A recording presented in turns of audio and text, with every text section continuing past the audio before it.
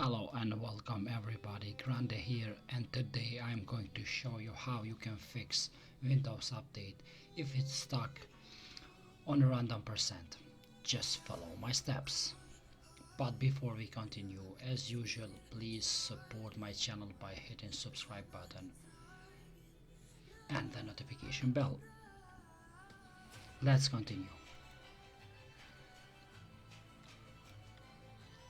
First thing you need to do is go to services,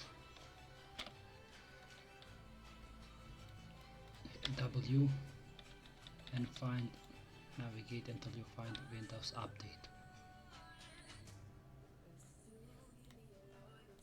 Change this to automatic and hit start. After that, just hit apply and hit OK. Another thing you can do is type troubleshoot settings and go to additional troubleshooters, hit Windows Update and run the troubleshooter.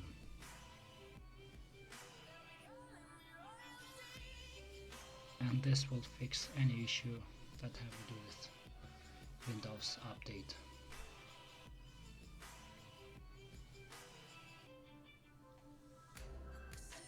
So everything is working perfectly. Hope this fix your issue and see you in the next video. Bye.